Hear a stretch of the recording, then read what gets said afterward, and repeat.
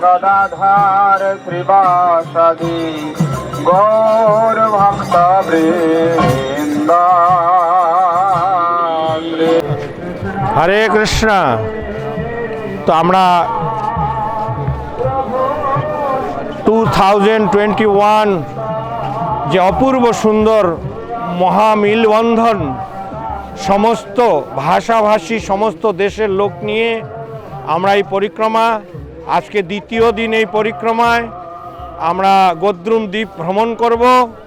এই সকালবেলা আমরা স্টার্ট করেছি, আপনারা আমাদের সঙ্গে থাকবেন, আপনারা পরিক্রমা সম্পূর্ণ দর্শন করতে পারবেন এটা অনুরোধ করছি। এবং সমস্ত ধামের মাহাত্ম্য আজকে আমরা অন্তর্দ্বীপ থেকে বেরিয়ে মায়াপুর চন্দ্রোদয় মন্দির হয়ে এখন আমরা তারণপুর ঘাট হয়ে গদ্রুম দ্বীপে প্রবেশ করব। আর এই গদ্রুম দ্বীপ কীর্তনাক ভক্তিপীঠ, আজকে প্রচুর কীর্তন হবে। আমরা ভক্তিবিনোদ ঠাকুরের ভজন কুঠির নামহট্টের প্রত্যন নিত্যানন্দ প্রভু যেখানে নামহট্ট প্রত্যন করেছিলেন, হ্যাঁ, গদ্রুম দ্বীপে নিতাই নিত্যানন্দ প্রভু সমস্ত জগৎবাসীকে যে ছায়া প্রদান করেছিলেন সেই সুরভিকুঞ্জ, হ্যাঁ, সেখানে গদ্রুম নামহট্ট যেখানে স্থাপন করেছিলেন সেটা দর্শন হবে। জগন্নাথ মন্দিরে আমরা ব্রেকফাস্ট, তারপরে ওখান থেকে আমরা যাব হংসবাহন, হংসবাহন থেকে আমরা যাব পুষ্কর তীর্থ, তারপরে আজকে আমাদের পরিক্রমা ফিরে এসে আমরা সকলেই আবার মায়াপুরেই গীতা ভবনে লাঞ্চ প্রসাদ।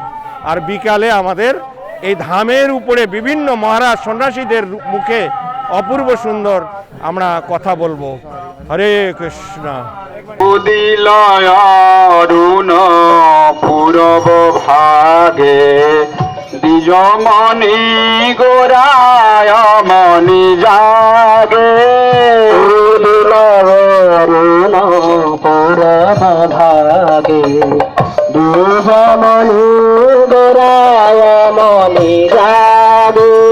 ভকত সমূহ লইয়া সাথে গেলা নগর ব্রাজে। ভকত সমূহ লইয়া সাথে গেলা নগর ব্রাজে। ভকত সমূহ লইয়া সাথে গেলা নগর ব্রাজে। সাথে গেলা নগর ব্রাজে। পূরব ভাগে দ্বিজমণি গোরায় মণি জাগে। পূরব ভাগে দ্বিজমণি গোরায় মণি জাগে। পাথই পাথই বাজল খোল ঘন ঘন তাহে ঝাঁঝের রোল। পাথই বাজল খোল ঘন ঘন তাহে ঝাঁঝের রোল। পাথই পাথই বাজল খোল ঘন ঘন তাহে ঝাঁঝের বাজল খোল ঘন ঘন ভাগের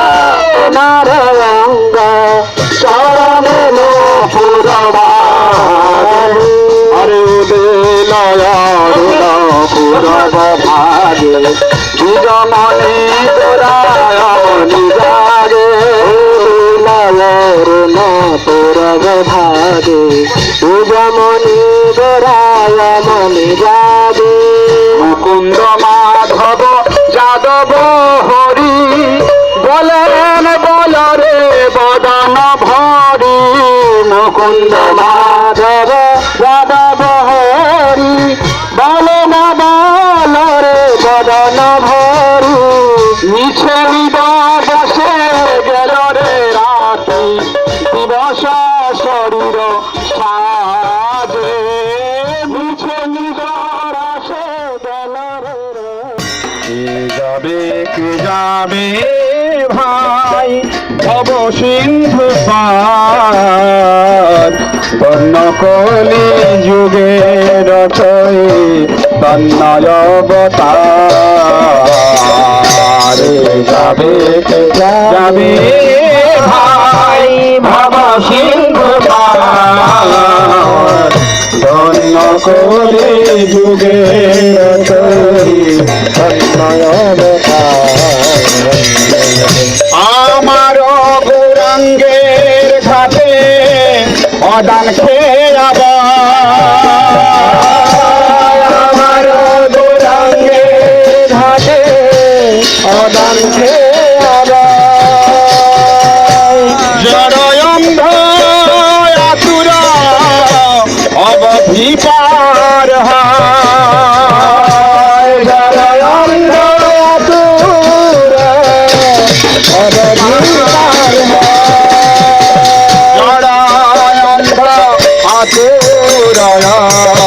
বদি পার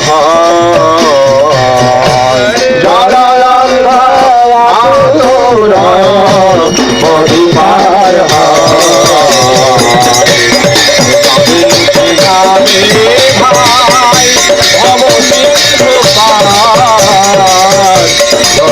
কলি যুগে রচই তন্নয় অবতার যাবে যাবে ভাই ভব সিন্ধু পার তন্নয়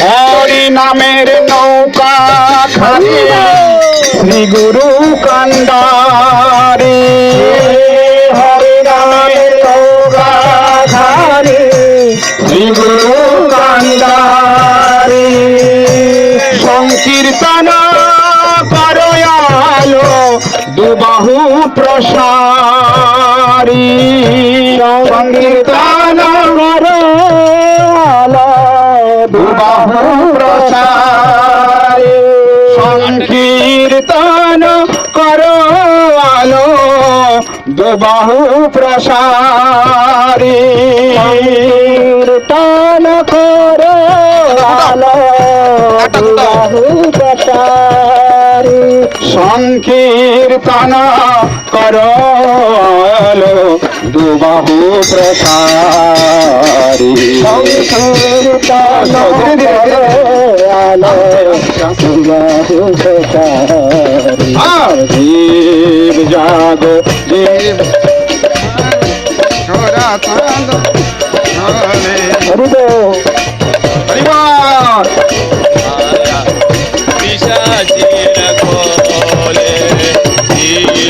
কৃষ্ণ হরে কৃষ্ণ কৃষ্ণ কৃষ্ণ হরে হরে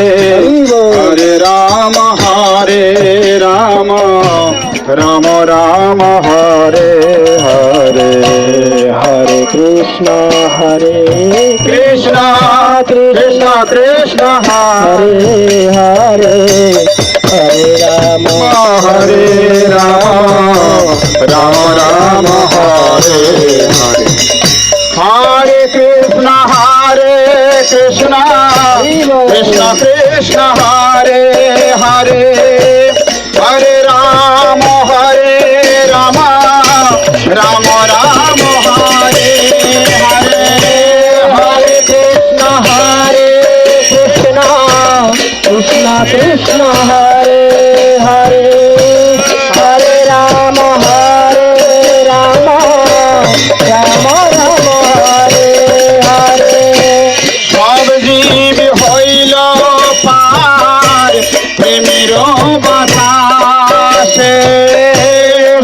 জীব হইল তার প্রেমের বাতাসে, সব জীব হইল পার প্রেমের বাতাসে, সব জীব হইল পার প্রেমের বাতাসে। পড়িয়া রহিল লোচন আপনার দোষে, পড়িয়া রহিল লোচন আপনার দোষে, পড়িয়া রহিল লোচন আপনার দোষে, পড়িয়া রহিল লোচন আপনার দোষে।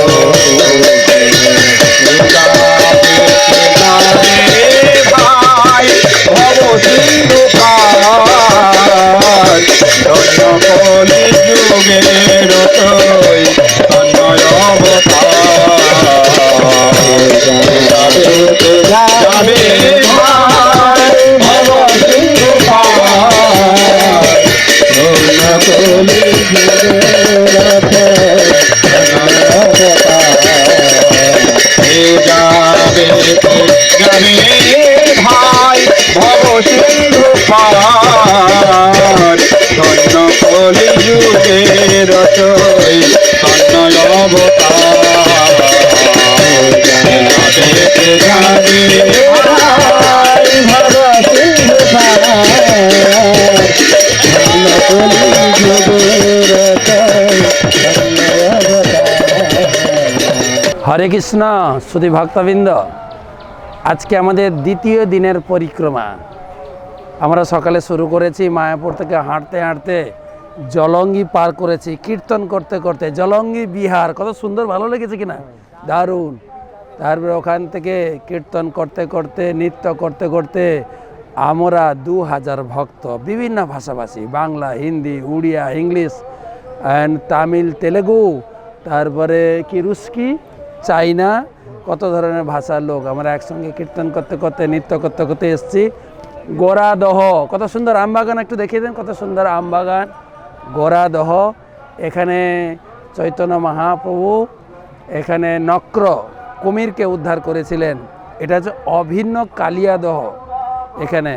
এখানকার ধুলি মাথায় নেবেন, একটু ধুলি দেখি, ধুলি যারা অনলাইনে, ধুলি যারা অনলাইনে দেখছেন একটু মাথা পাতুন, আপনারা সবাইকে ধুলি দিয়ে একটু ধুলি, সবাই যে যেখানে আছে ধুলি গ্রহণ করলেন। এখানকার ধুলি গ্রহণ করার সাথে সাথে ভগবত ধামে আপনি যাওয়ার টিকিট পেয়ে গেলেন, সার্টিফিকেট পেয়ে গেলেন। সারাদিন আমার সঙ্গে থাকবেন, আপনাদের পরিক্রমা করবো, বিভিন্ন জায়গায় নিয়ে যাব, ঠিক আছে? হরে কৃষ্ণ, ধন্যবাদ। জ্ঞানাঞ্জন শলাকয়া চক্ষুরুন্মিলিতং येन তস্मै শ্রী গুরবে নমঃ। শ্রীচৈতন্যমনোভীষ্টং স্থাপিतं येन ভূতলে स्वयं रूपः कदा मह्यं ददाति स्वपदान्तिकं। वन्देऽहं श्रीगुरुः श्रीयुतपदकमलं श्रीगुरुन् वैष्णवांश्च श्रीरूपं साग्रजातं सहगणरघुनाथान्वितं तं सजीवम् साद्वैतं सावधूतं परिजनसहितं कृष्णचैतन्यदेवं श्रीराधाकृष्णपादान् सहगणललिता श्रीविशाखान्वितांश्च। हे कृष्ण करुणा सिन्धो दीनबन्धो जगत्पते गोपेश गोपिका कांत राधाकांत नमस्तुते। तप्त कांचन गौरांगी राधे वृंदावनेश्वरी वृषभानुसुते देवी प्रणमामि हरिप्रिये नमो महावदान्याय कृष्णप्रेमप्रदायते कृष्णाय कृष्णचैतन्यं नाम्ने गौरत्विषे नमः वाञ्छाकल्पतरुभ्यश्च कृपासिन्धुभ्येव च पतितानां पावनेभ्यो वैष्णवेभ्यो नमो नमः।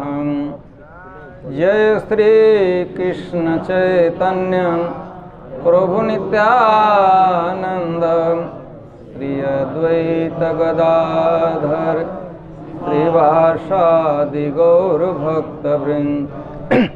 हरे कृष्णा कृष्णा कृष्णा हरे हरे हरे राम राम राम हरे हरे। नमो विष्णुपादाय कृष्णप्रेष्ठाय भूतले श्रीमते भक्तिवेदांत स्वामिनिति नामिने। नमस्ते सारस्वते देवे गौरवाणी प्रचारिणे निर्विशेष शून्यवादी पाश्चात्य देशतारिणे।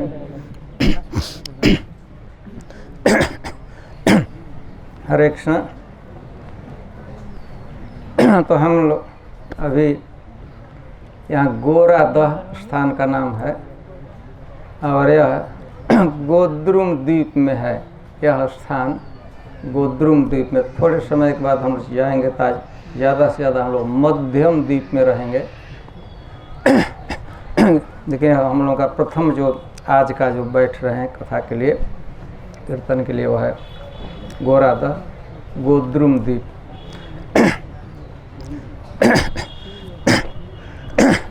तो मैं यहाँ की एक लीला का वर्णन करता हूँ। मेरी अपेक्षा है कि आप लोग ध्यान से सुनिएगा और याद रखिएगा। ज़्यादा नाम नहीं बताऊंगा, 2-3 नाम आएगा उसको याद रखिएगा।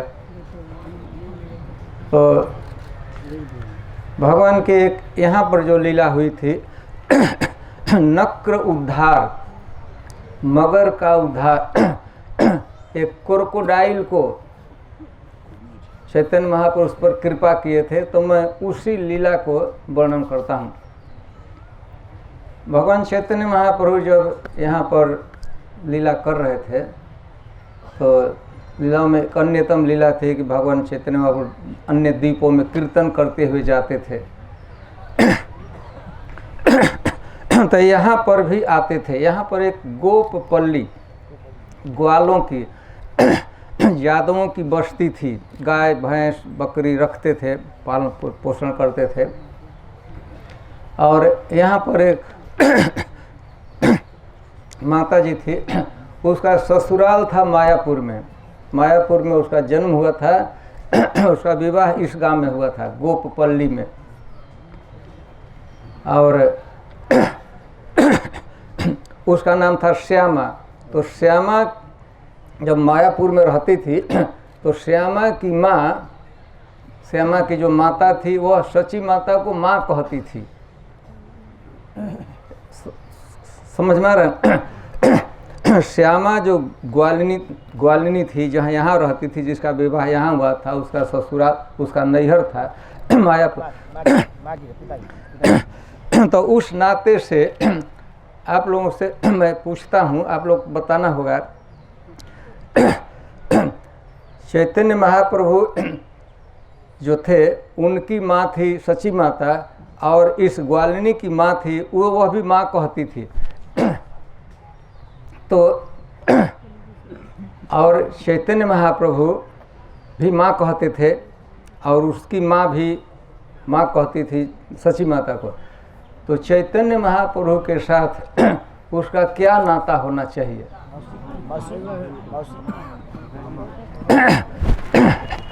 मौसी मामा, ठीक है,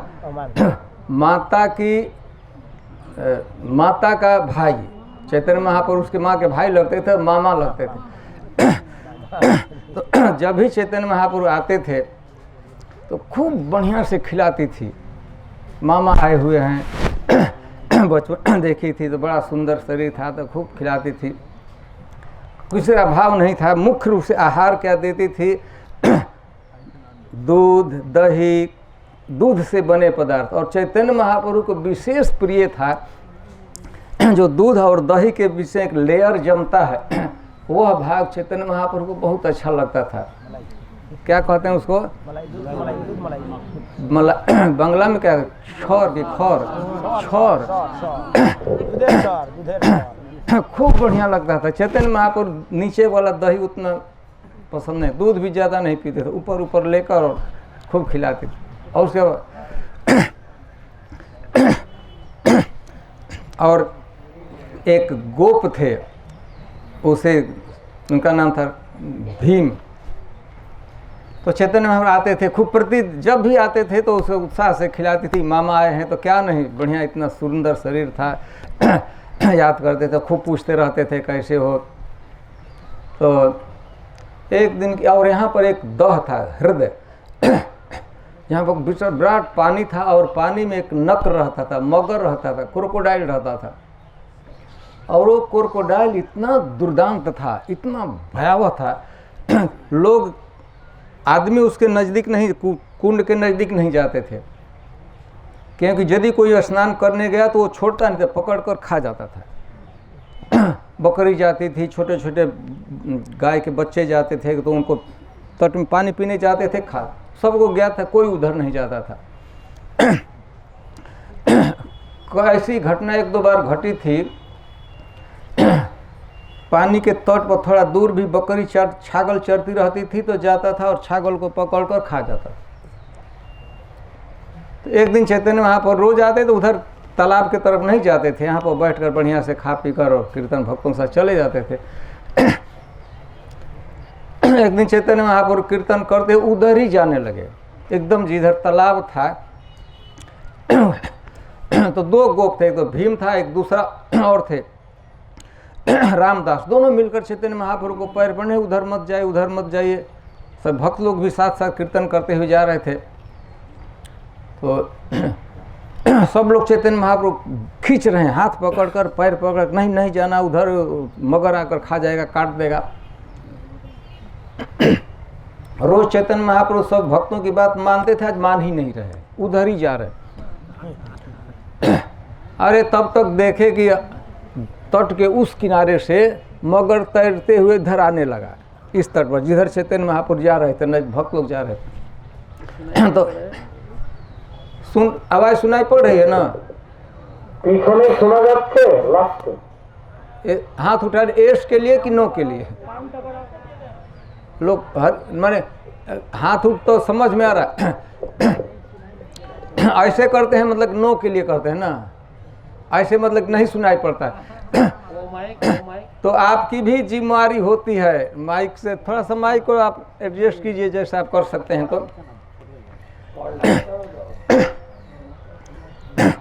तो मगर एकदम उसी डायरेक्शन में तैर कर आने लगा और आते थे तट पर आ गए। चैतन्य महाप्रभु लोग खींचने का प्रयास कर रहे, चैतन्य महाप्रभु किसी उधर ही नजदीक ही जा रहे थे।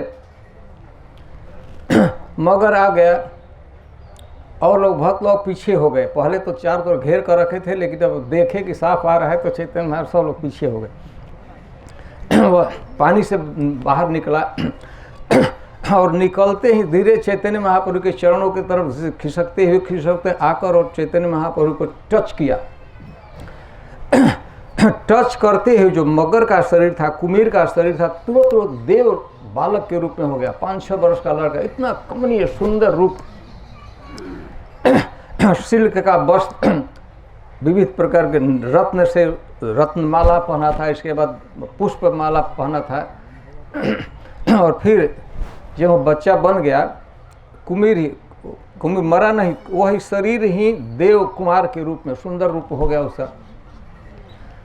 और फिर उस बच्चे ने किया गया, फिर अपना दोनों सिर चैतन्य महाप्रभु सॉरी अपना सिर चैतन्य महाप्रभु के जो दोनों पैर थे, दोनों जिसमें गैप था, उसके बीच में अपना माथा टिका दिया और दोनों हाथ से चैतन्य महाप्रभु के दोनों पैर को ऐसे पकड़ लिया, प्रणाम किया।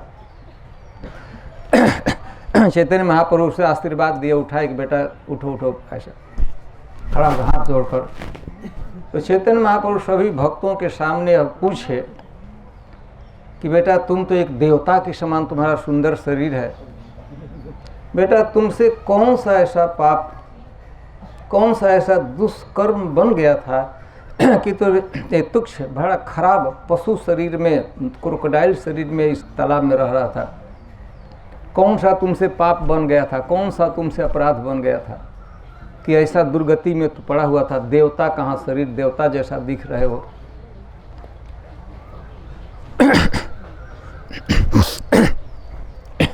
तो उस बच्चे ने, देखिए थोड़ा सा ध्यान रखना चाहिए, चैतन्य महाप्रभु खड़े हैं और उनके भक्त लोग खड़े हैं और छोटा सा 5 वर्ष का, 5-6 वर्ष का, 8 वर्ष का बच्चा हाथ जोड़कर चैतन्य महाप्रभु के बड़े नम्र शब्दों में बच्चे ने कहा, भगवान आप क्या नहीं जानते हैं, आप तो सब कुछ ज्ञात है, पूछने की जरूरत नहीं, आप सब कुछ जानते हैं, आप ईश्वर हैं, भगवान हैं, लेकिन चूंकि आप हमको आज्ञा दे रहे हैं तो आपकी आज्ञा के पालन के लिए मैं यह बता रहा हूँ कि मैं क्यों कुमीर, क्रोकोडाइल, मगर क्यों बन गया था।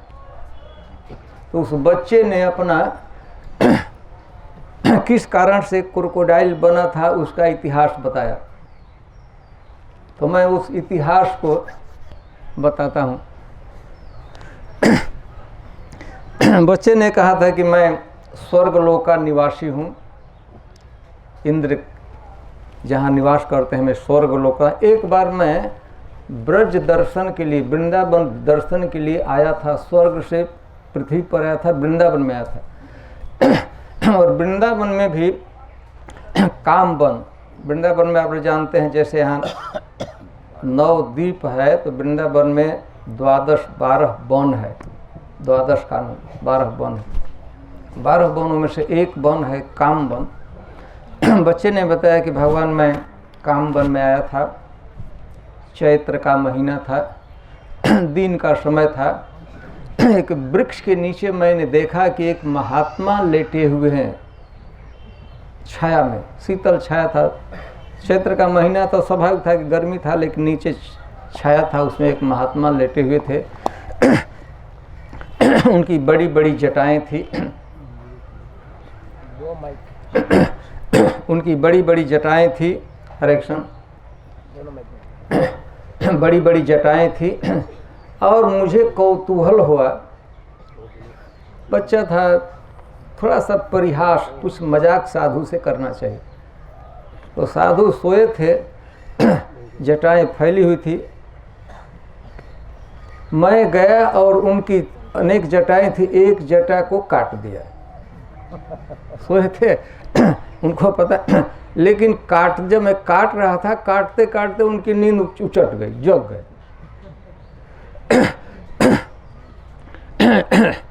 तो वो महात्मा इतना, उनको जटा में रुचि, जटा उनका कोई काट दिया, और वो थे दुर्वासा ऋषि। बिना कारण के वे क्रोध करते हैं, और यह तो सफिशिएंट कॉज था क्रोध करने का। अभी से बाप रे, साधु की कोई जटा काट दे, एकदम तो आग बबूला साधु हो गए, दुर्वासा जी हो गए। और बच्चे ने कहा कि भगवान चैतन्य में मुझको उन्होंने श्राप दिया। अरे मूर्ख, साधु से मजाक करते हो, साधु का तिरस्कार करते हो, साधु की जटा काट दिया। मैं तुमको श्राप देता हूँ कि तुम अब देवलोक में नहीं रहोगे, तुमको मर्त्य जगत में जाना होगा और नगण्य कुमीर, क्रोकोडाइल, मगर बनना होगा। तो बच्चे ने कहा कि जब दारुण श्राप हमको मिला,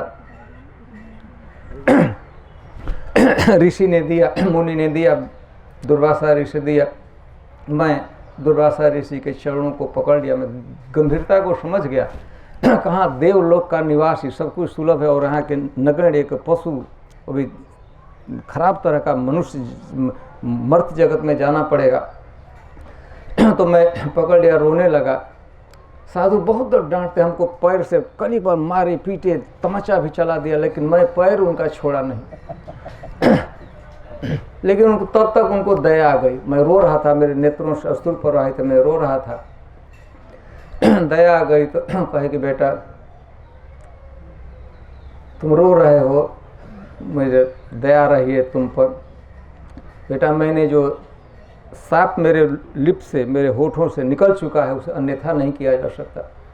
तुमको कुमीर बनना पड़ेगा, लेकिन बेटा मैं व्यवस्था करता हूँ, तुम हमारा सबसे उत्कृष्ट भगवान की कृपा में जो धाम है तुमका, नवद्वीप धाम में तुम्हारा जन्म हो। इतना ही नहीं, तुम्हें सौभाग्य मिलेगा, तुम साक्षात सबसे भगवान का कृपा में अवतार है चैतन्य गौरांग, उसका तुम दर्शन करो आँखों से, खुली आँखों से, face to face Chaitanya Mahaprabhu को देखोगे। केवल देखोगे ही नहीं, चैतन्य महाप्रभु से तुमको सौभाग्य मिलेगा बातचीत करने का, बात करोगे। जैसे तुम मेरे साथ बात कर रहे हो तो चैतन्य महाप्रभु तुम्हारे वार्तालाप होगा, संवाद होगा। इतना ही नहीं, तुम्हारा स्वभाव चैतन्य महाप्रभु के श्री विग्रह को साक्षात अपने हाथों से टच करोगे। तो बच्चे ने बताया कि दुर्वासा ऋषि ने हमको श्राप दिया था। तो श्राप आज मैं समझ रहा हूँ, हमको श्राप नहीं था, तो महान वरदान था। तो उसी कारण से मेरा यहाँ पर जन्म हुआ था। और आज सौभाग्य मुझे मिला कि आपके चरणों का, आपसे, आपका श्री विग्रह का दर्शन, आपसे डायरेक्ट बातचीत, और आपका मैं चरणों का स्पर्श भी किया, आपने आशीर्वाद किया। तो इसके बाद भगवान कहे कि तो अब इसके बाद अब क्या करना है, कहाँ जाना है? तो मैं यहीं रहूँगा, आपके साथ ही रहूँ। भगवान कहे कि नहीं बेटा, हमें कुछ मानवीय लीला करना है, मनुष्य जैसा लीला करना है। मेरा आशीर्वाद है, जाओ स्वर्ग में, वहाँ देवलोक में निवास। तो संक्षिप्त में यहाँ पर समझ में आ गया ना, नक्र उद्धार लीला, उसको भगवान ने चैतन्य महाप्रभु का उद्धार किए थे। यहीं पर, यहाँ पर एक गोप पल्ली गाँव की बस्ती थी, गाय भैंस बकरी रखते थे, यहाँ पर घास का घर बना लिए थे, रहते थे। यह गोरा दह है।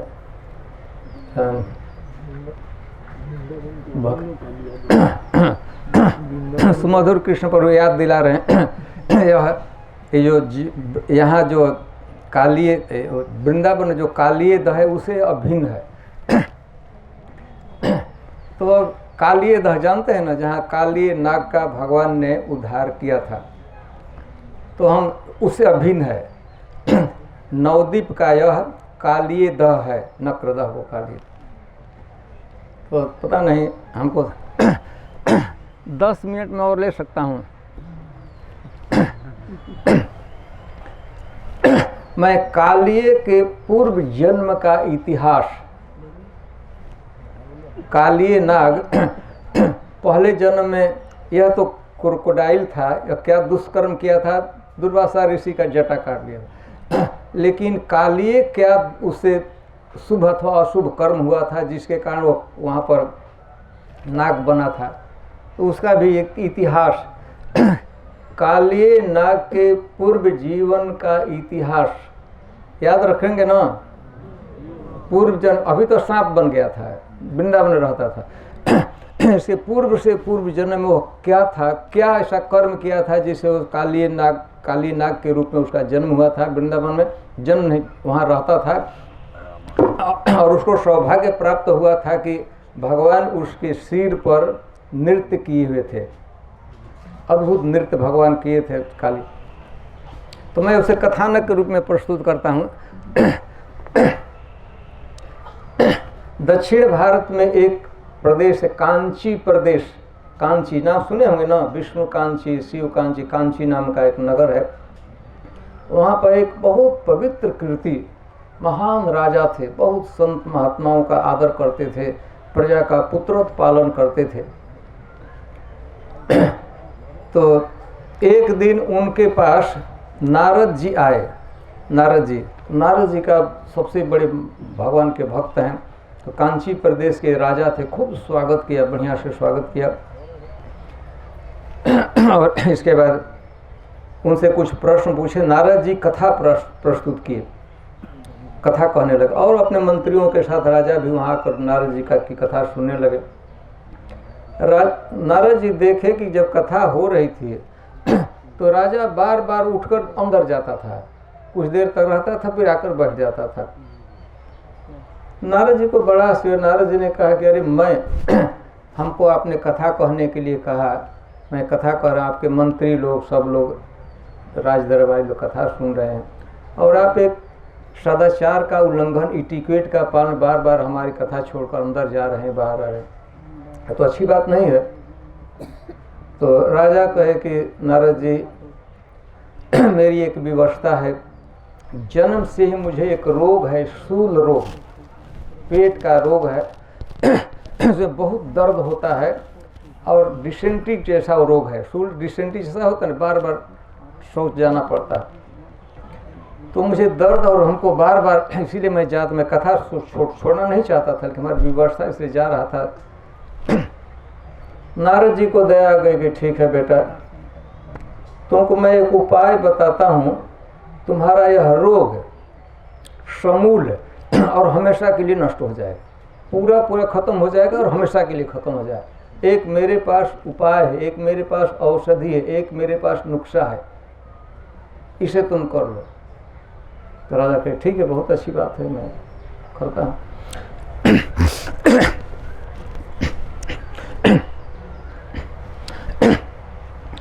नारद जी, तुम्हारे राज्य के ही जंगल में थोड़े दूर पर 50-60 किलोमीटर की दूरी पर एक घनघोर जंगल है, और वहाँ एक बट वृक्ष है, विराट बट वृक्ष है। वहाँ पर विविध प्रकार के विहंगम पाखी निवास करते हैं, पक्षी निवास करते हैं।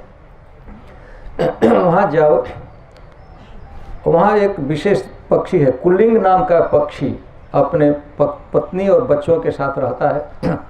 तुमको क्या करना है, उसको जीवित अवस्था में अपने हाथों से पकड़ लेना है, जैसे तैसे ट्रिक करके पकड़ो, और पकड़ने के बाद क्या कर आप लाओ, उसका काट कर रंधन करके, कुकिंग दूसरा भी कर सकता है, तुमको पकड़ना है, और उस मांस को खा लोगे कुलिंग पक्षी के, तुम्हारा यह रोग समूल नष्ट हो जाएगा। समूल मतलब जड़ से अपरूटेड हो जाएगा, और हमेशा के लिए।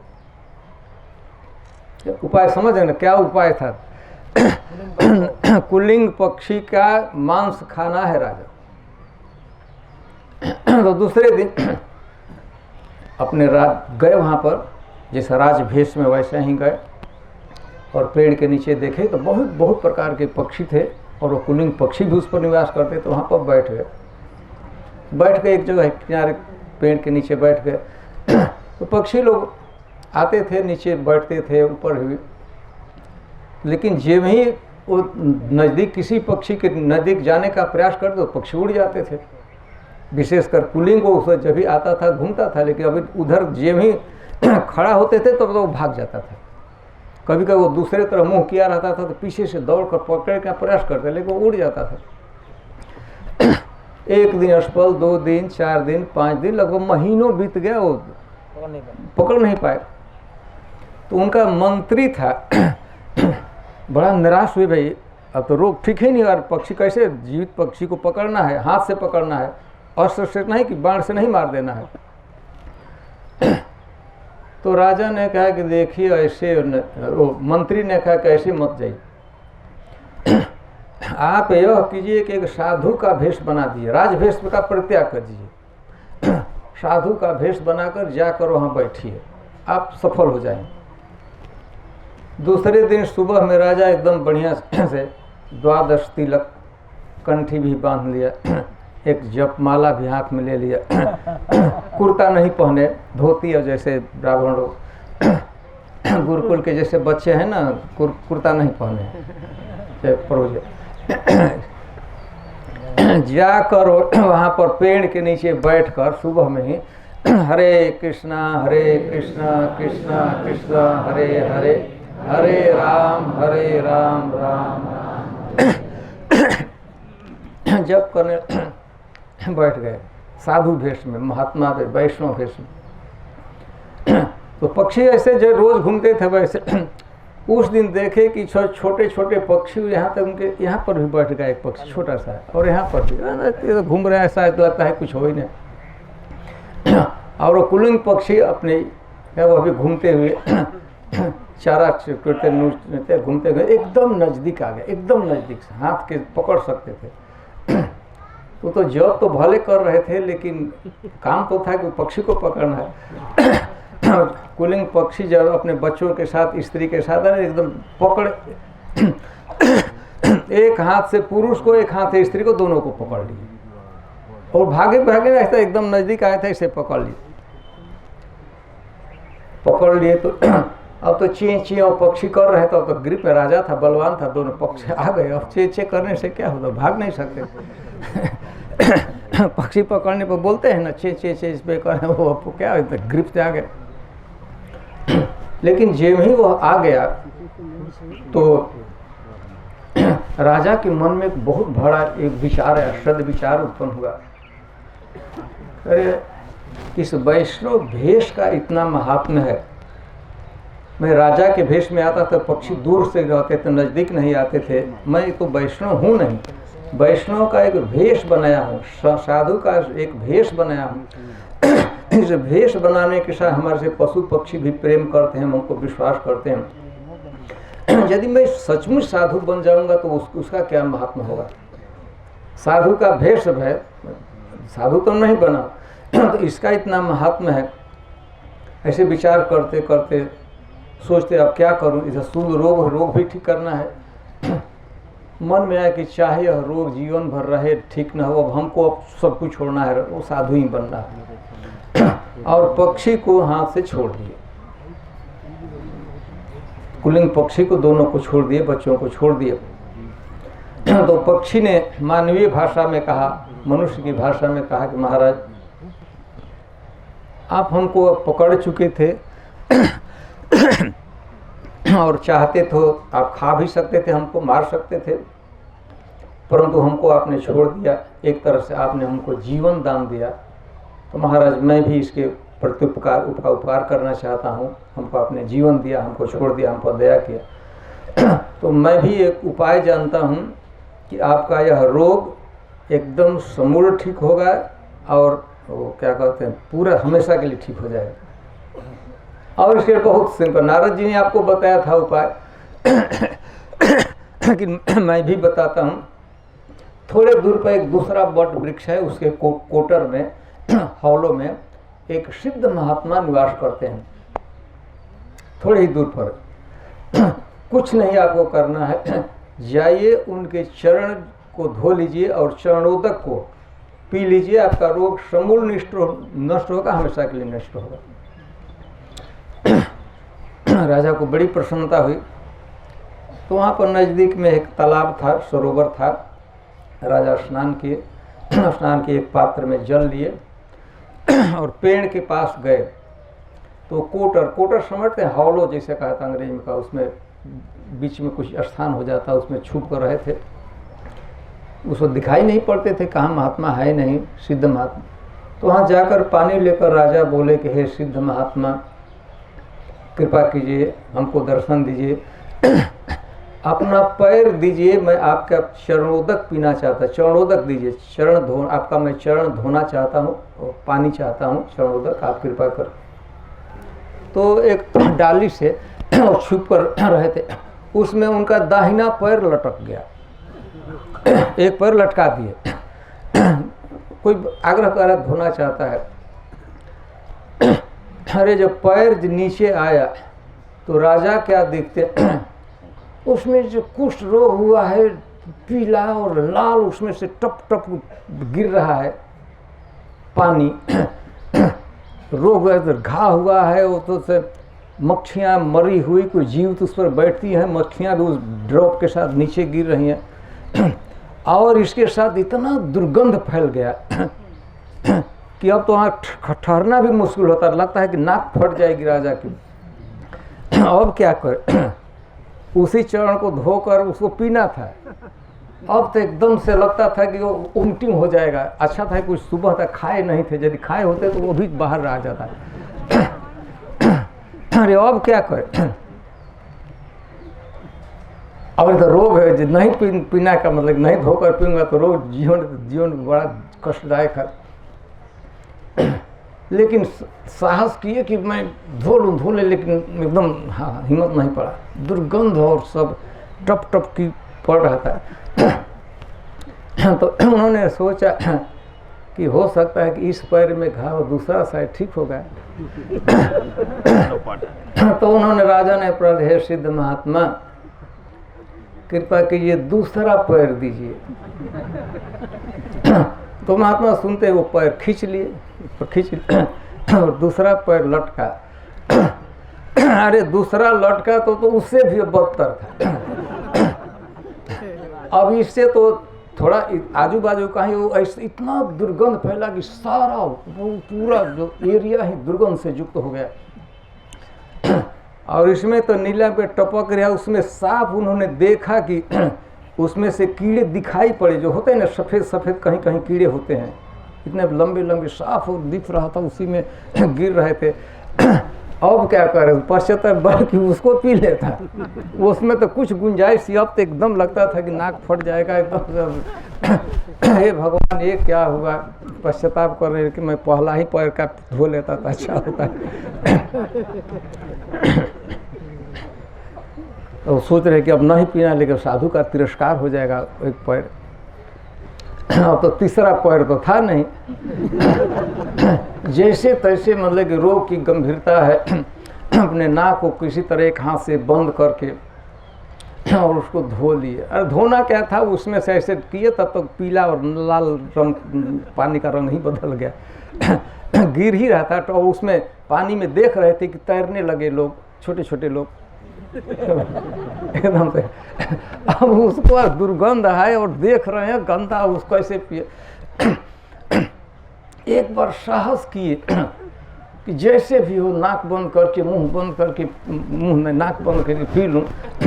होठ से लगाए, लेकिन साहस हाथ पर लिए तो हाथ पर लिए कि ऐसे एकदम इतना आते आते फिर से फेंक दिया और एक दो ड्रॉप लेकिन सिर पर डाल दिया। एक दो ड्रॉप, कुछ तो फेंक ही दिया, लेकिन एक दो हाथ में लगा था, तो मुंह में तो जाने का प्रश्न ऐसे कि तो एक ड्रॉप सिर पर।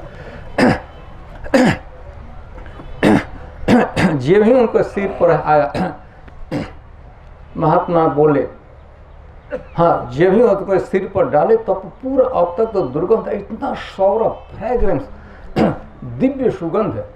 जो सुने हैं ब्रह्म कमल, जो बद्रीनाथ के से जो पुष्प फैली, क्या कहते फूलों की घाटी में वैसा, वहाँ से वैसा जैसा वैसा पूरा सरचार्ज हो गया, सौरभ से, सुगंध से भर गया पूरा जंगल। राजा को बड़ा आश्चर्य होने लगा। हाथ में से इतना टच किए थे तो इतना बढ़िया सौरभ सुगंध फैल रहा है चारों तरफ, का शरीर एकदम सुगंध से युक्त हो गया, सौरभ फ्रेग्रेंस बढ़िया।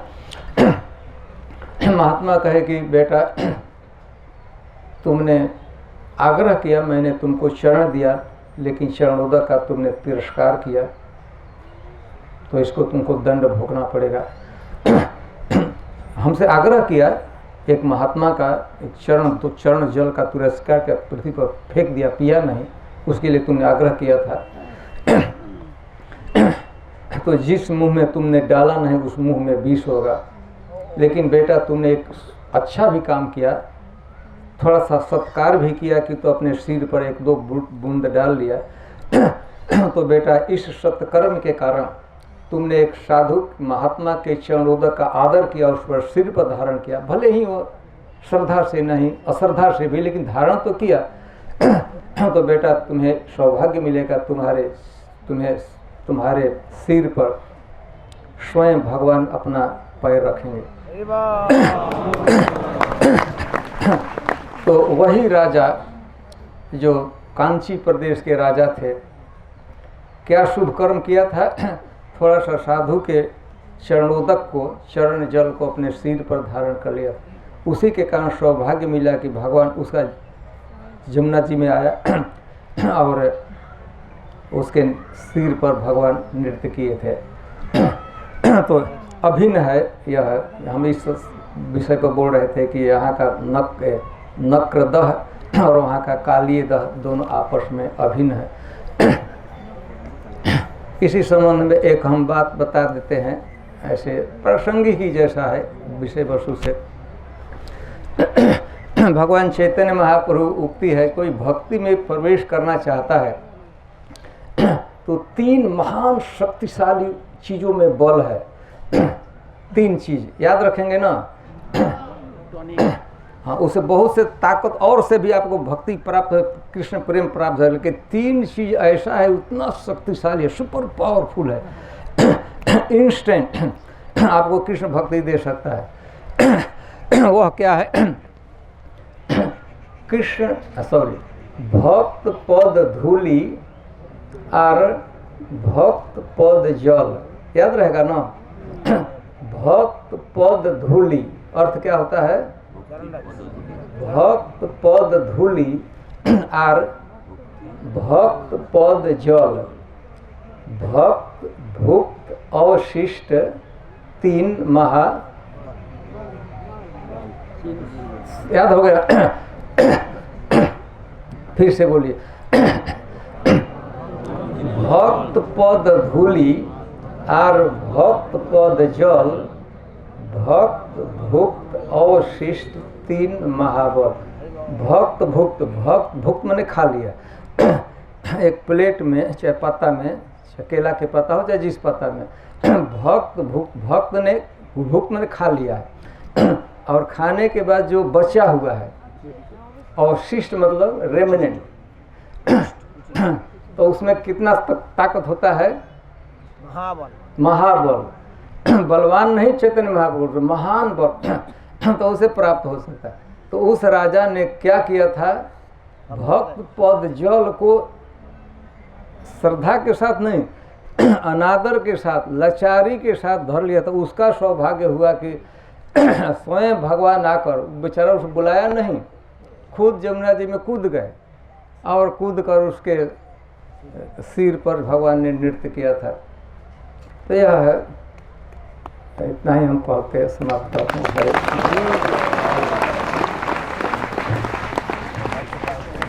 तो आज का जो प्रसाद, सुबह का प्रसाद और दोपहर का प्रसाद, so today's prasadam, morning breakfast and lunch prasadam has been sponsored by Anantarup Nitai from Pune. आज का जो सुबह का दोपहर का प्रसाद दान किए है प्रभु जी, हम चाहते हैं कि महाराज से आशीर्वाद मिले। महाराज आशीर्वाद विथ ब्लेसिंग्स। पवित्र किया है, पवित्र महाराज।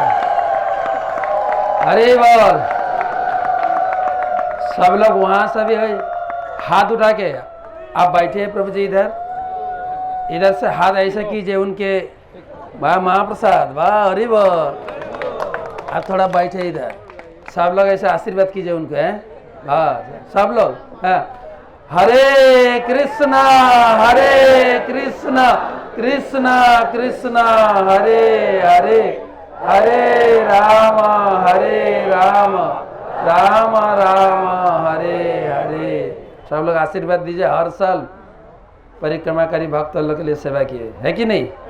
हरि बोल, धन्यवाद। अमज्ञानतिमिरन्धस्य ज्ञानाञ्जनशलाकया चक्षुरुन्मीलितं येन तस्मै श्रीगुरवे नमः। नमो विष्णुपादाय कृष्णपृष्ठाय भूतले श्रीमते भक्तिवेदान्त स्वामिनिति नामिने। नमस्ते सारस्वते देवे गौरवाणी प्रचारिणे निर्विशेषशून्यवादी पाश्चात्यदेशतारिणे।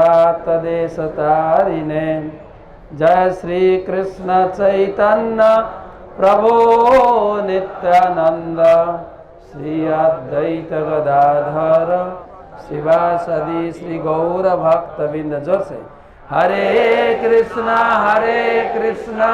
कृष्ण कृष्ण हरे हरे हरे राम राम राम हरे हरे। तो उपस्थित भक्तमंडली मातृमंडली, আজকে আমাদের দ্বিতীয় দিনের পরিক্রমা। এখানে এসেছি,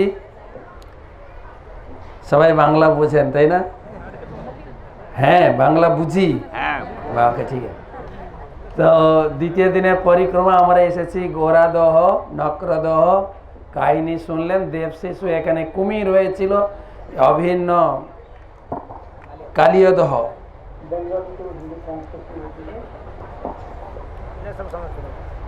सबाई बांग्ला बुझे, सब लोग बांग्ला समझते हैं ना? ये महाप्रभु की भाषा है।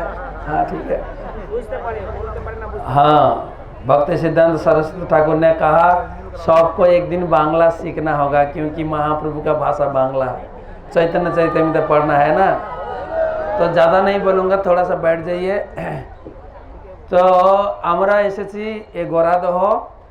এখান থেকে আমরা যাব ভক্তিবিনোদ ঠাকুরের বাড়ি। মহারাজ বললেন ভক্তিবিনোদ ঠাকুরের বাড়ি, এটা দর্শন করবেন, যেখান থেকে ভক্তিবিনোদ ঠাকুর এই সমস্ত গ্রন্থ আদি লিখেছেন, কবিতা কি বলে ভজন লিখেছেন। এবং তিনি ছিলেন ডিএম, ডেপুটি ম্যাজিস্ট্রেট। সরকার, ব্রিটিশ সরকারের সময় তার জন্য এই রেল লাইন করে দিয়েছেন তার ঘর পর্যন্ত। 2 ঘন্টা তিনি অফিসে কাজ করতেন আর সন্ধ্যে 7টায় ঘুমিয়ে দিতেন। কটায়? সন্ধ্যে 7টায় ঘুমিয়ে যেতেন। ঘুম থেকে উঠতেন রাত্রি 9টায়, সারা রাত গ্রন্থ লিখতেন। তো সেই স্থান দর্শন করবেন। এবং ওখান থেকেই তিনি দেখেছিলেন টিওপিপি মন্দির, মহাপ্রভুর জন্মস্থান দেখেছিলেন তখনকার আমলে। এবং তখন থেকে তিনি ভবিষ্যৎবাণী করেছিলেন এই ধরনের পরিক্রমায় আপনারা আসবেন। ওনার লেখাতে আপনার নামও আছে যে আপনি পরিক্রমাতে আসবেন, আছে না? বিভিন্ন জায়গা থেকে রাশিয়া, প্রুশিয়া, কৃষ্ণাঙ্গ, শ্বেতাঙ্গ, অস্ম দেশীয় লোক সকল এসে জয় সচ্চিনন্দন বলে কীর্তন করে একে অপরকে আলিঙ্গন করবেন। উনি ভবিষ্যৎবাণী করেছিলেন। তো তারই কৃপায় আমরা পরিক্রমা করতে পারছি, এসেছি এখানে। তো সেখান থেকে দর্শন করে আমরা এগিয়ে যাব সুরভি কুঞ্জ। সুরভি কুঞ্জ, ওখানকার কথা আমাকে বলতে বলেছেন। সুরভি কুঞ্জেতে নামের হাট খুলেছে খোদ নিতাই। নাম হট্টের অফিস খুলেছিলেন নিত্যানন্দ প্রভু। সেই অফিস এখন সারা বিশ্বে প্রচার হচ্ছে। সারা বিশ্বে এই নামহট্ট অফিসকে প্রসার করেছেন নিত্যানন্দ প্রভু। নামহট্ট অফিস খুলেছিলেন, ভক্তিবিনোদ ঠাকুর তাকে পুনরুদ্ধার করেছিলেন। এখন ইস্কন থেকে জিবিসি, বিশেষ করে শ্রীশ্রীমৎ জয়পতাকা স্বামী মহারাজ সারা বিশ্বে নামহট্ট প্রচার করে। এই নিত্যানন্দ প্রভু প্রথম অফিস খুলেছিলেন ওখানে। আর এখন অনেক অনেক নামে প্রচার হচ্ছে, নামহট্ট প্রচার, ভক্তি ভিক্ষা প্রচার, কর্पोरेट প্রিচিং। ये सबका मूल है नामहट्ट। সবারই মূল হচ্ছে নামহট্ট প্রচার। এই নামহট্টর প্রচার ওখান থেকে শুরু হয়েছিল। সেখানে আমরা যাব। মহারাজ এখন বললেন যদি ভক্তিবিনোদ ঠাকুরকে খুশি করতে হয় নামহট্ট প্রচার করতে হবে। আর একটা করতে হবে, ভক্তিবিনোদ ঠাকুর উপর থেকে এসে আপনাকে নিয়ে যাবেন এই জগৎ থেকে। কি করতে হবে? না, টিওপিপি মন্দিরে দান করতে হবে।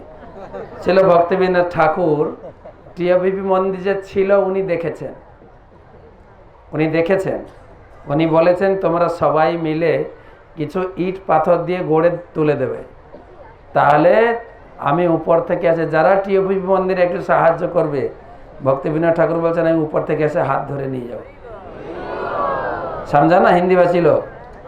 समझा नहीं? ये समझना चाहिए जरूर।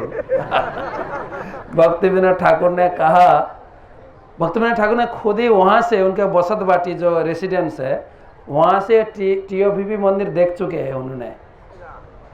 टीओपीपी मंदिर श्राद्ध में उनका जो पुत्र विमला प्रसाद भक्ति सिद्धांत सरस्वती ठाकुर उनको बुलाए, देखो टीओपीपी मंदिर है, देखे कि नहीं? बोले हाँ।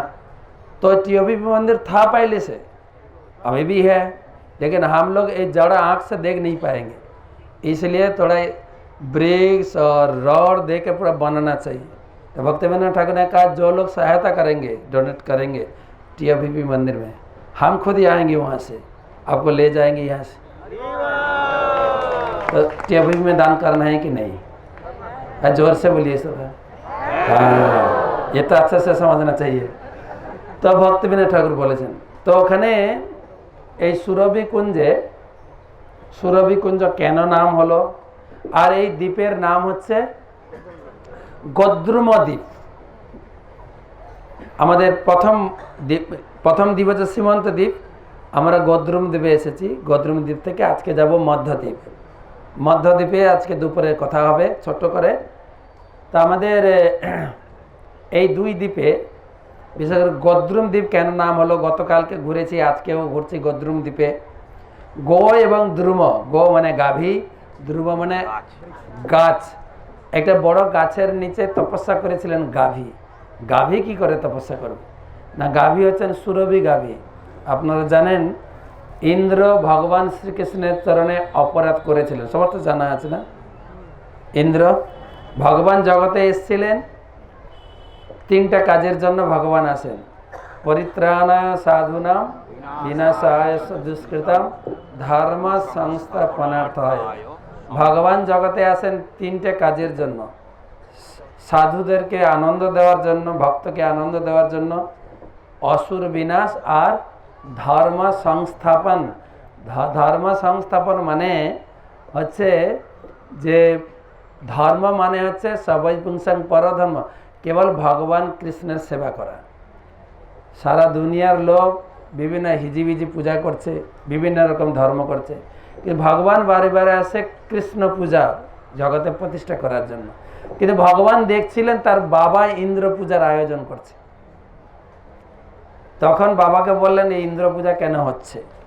বাবা বললেন যে ইন্দ্র হচ্ছে আমাদের বিজনেস পার্টনার, আমাদের বিজনেসের অংশীদার। কিভাবে না? ইন্দ্র বর্ষা দিলে ঘাস হবে, ঘাস হলে বিজনেস বাড়বে, গাই চাষ বাড়বে, তাই তো?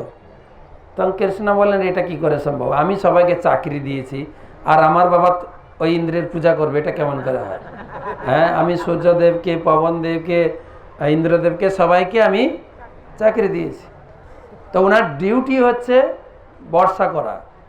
তো সুতরাং এটা বন্ধ করে গোবর্ধনের পূজা করা। গো ধরুন তো গো বর্ধন, এ গোবর্ধন নামের ভিতরে বিজনেসটা রয়েছে। কিসে বিজনেস বাড়বে? গো বর্ধন। তো গোবর্ধনের পূজা করলে আমাদের বিজনেস বাড়বে। তো গোবর্ধনের পূজা করিয়েছেন। এবারে ইন্দ্র অপেক্ষা করছে আমার পূজা হবে, পূজা হবে, পূজা হবে, কেউ পূজা করছে না। ইন্দ্র এসে দেখছে সবাই মিলে এক পাহাড়ের পূজা করছে। ইন্দ্র চিন্তা করলেন এরা সব গোয়ালা জাতি, ঘোষ, 80 বছর না হলে নাকি বুদ্ধি খোলে না ঘোষে। কেউ খারাপ মনে করবে না, কেউ ঘোষ থাকলে, লোকে বলে এটা। তো এরা সব ঘোষ, একটা বাচ্চা ছেলের কথা, আমার পুজো বন্ধ করে পাহাড়ের পূজা করছে, দেখাবে রে মজা। এবারে 7 দিন টানা বৃষ্টি দিয়েছে, বড় বড় বৃষ্টি, এক একটা বৃষ্টি ফুটবলের মতো বুনছিল, এত বড় বড় বৃষ্টি।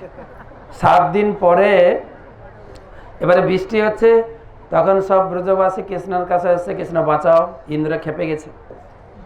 কৃষ্ণ বলছেন তোমরা তো আমার পুজো করেনি, কার পুজো করেছ?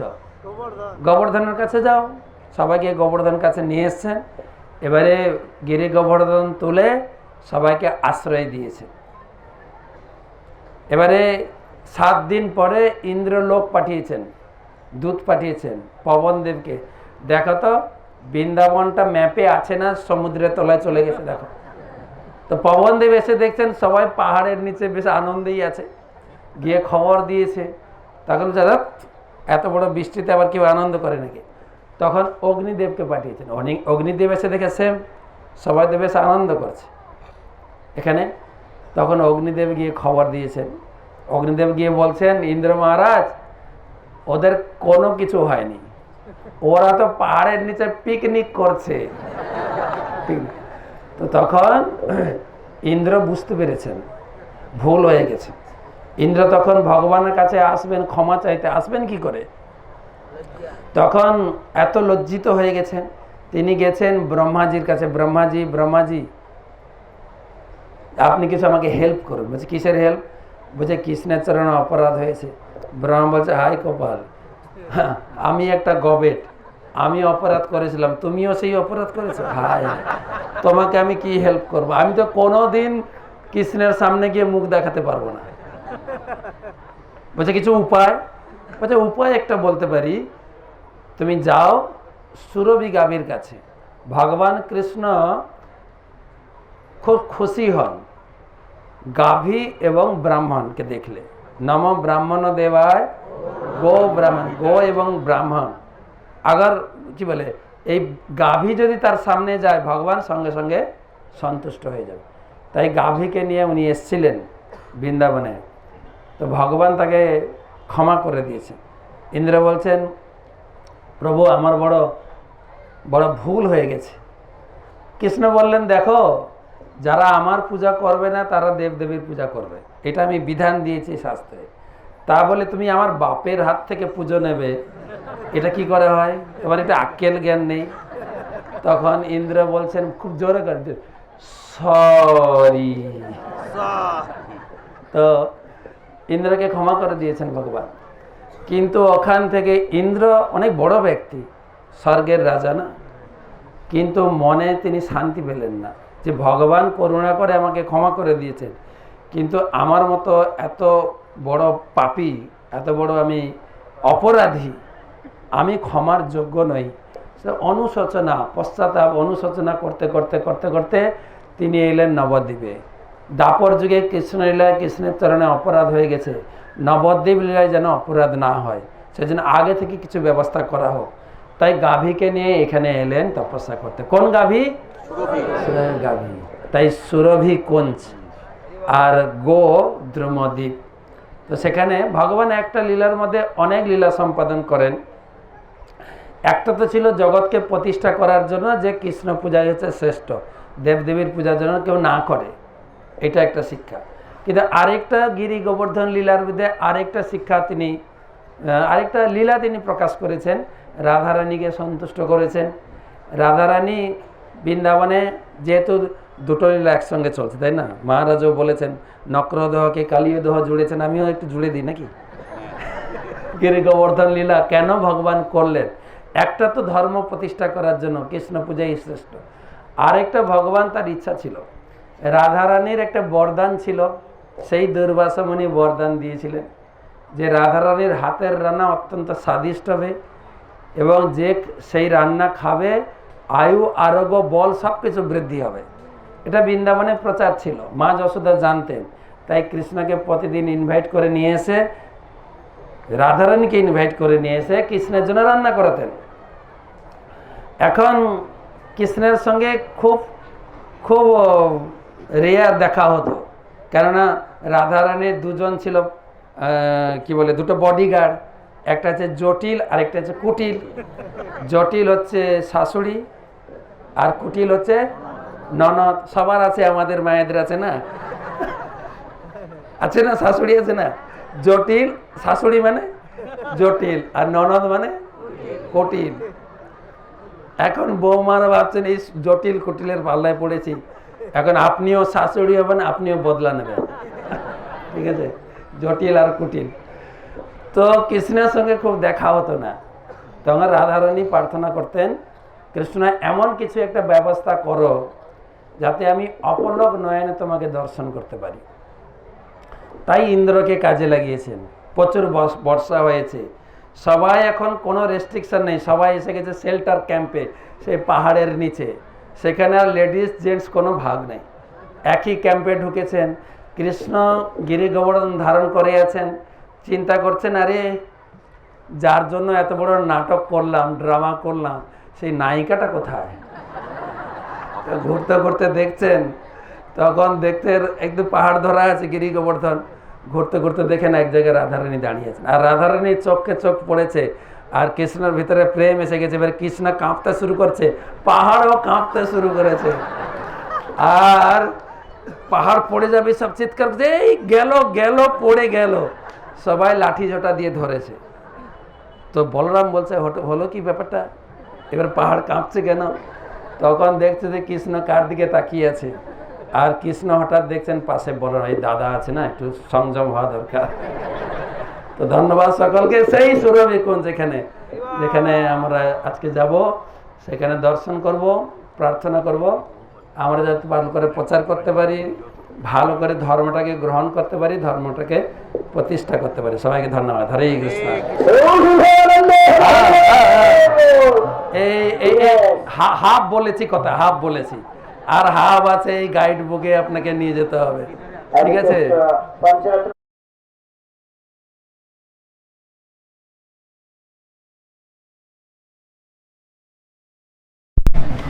मुझे ऐसी दृष्टि हो रहा है कि एक उन श्री चैतन्य महाप्रभु के महान दर्शन भी आएंगे, जो कि पूरे विश्व भर में इन्हीं श्री चैतन्य महाप्रभु की शिक्षाएं का पूरी तरीके से प्रचार करेंगे, हर नगर और ग्राम में।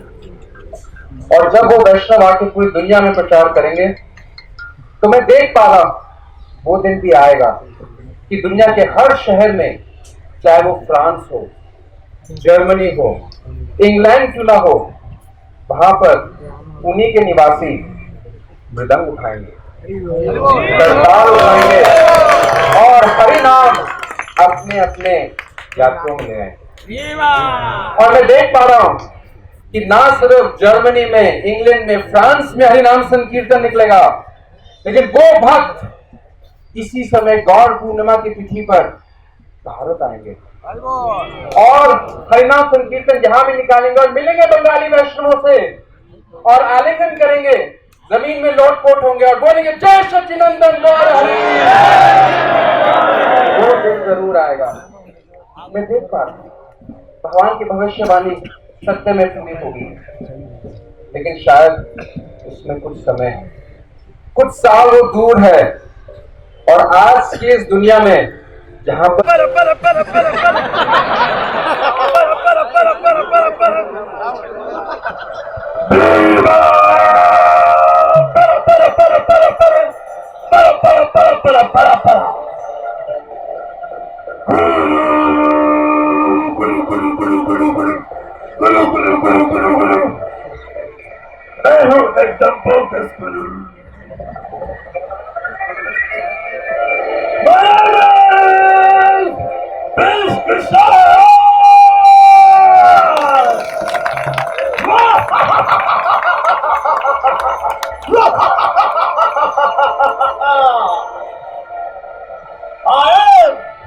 the Supreme Personality of Godhead.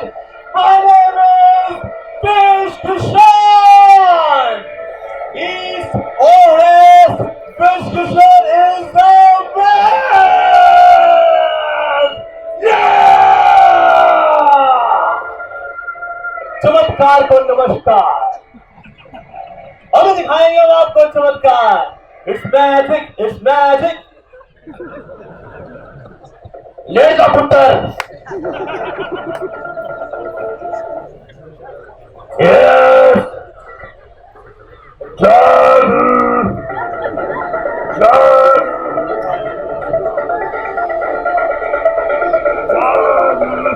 Yeah. Now you see the magic. And here we go.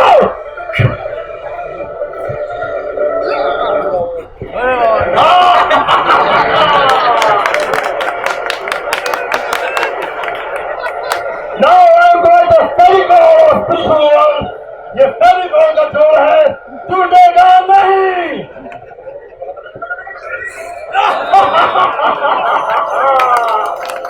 It's magic, it's magic. Now I will show you my power that I can levitate anyone. Yes, I got one unique mantra. The mantra is gravitation controlatham namaha.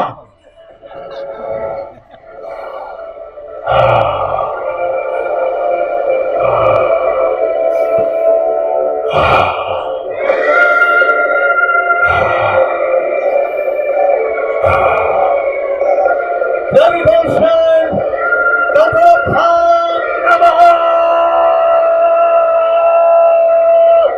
Controlatham namaha.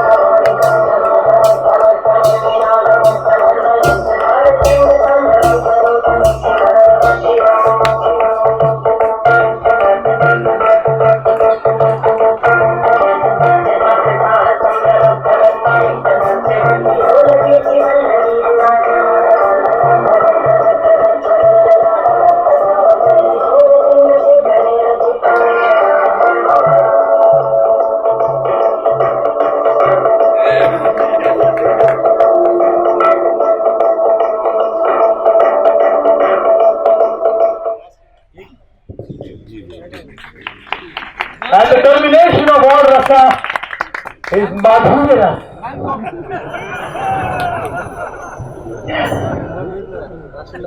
दिल कबूतर खाना है, हर किसी का आ जाना है।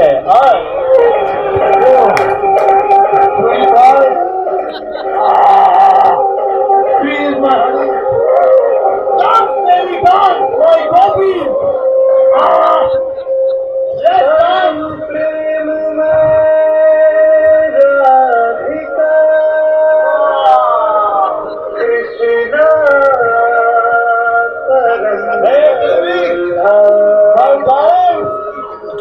Sexy baby. My Rosary is awesome.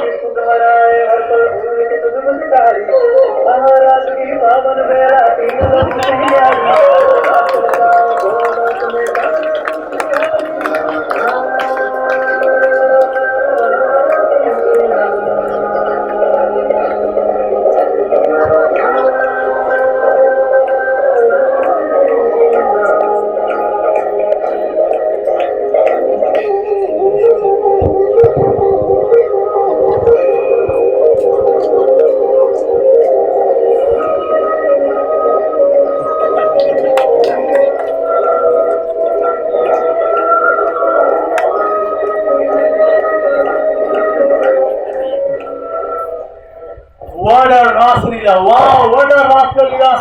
Amazing! Juicy! Mellow! Wow! Darling! Wish Kishan, आज तुम्हें नंगे हाथ मैंने पकड़ा, पर स्त्री गमन करते हुए, काला जादू करते हुए, लोगों को भ्रमित करते हुए, तो आज तुम्हें मैं गिरफ्तार करता हूँ। पुलिस ज्यादा करके है, इसको गिरफ्तार कर लीजिए।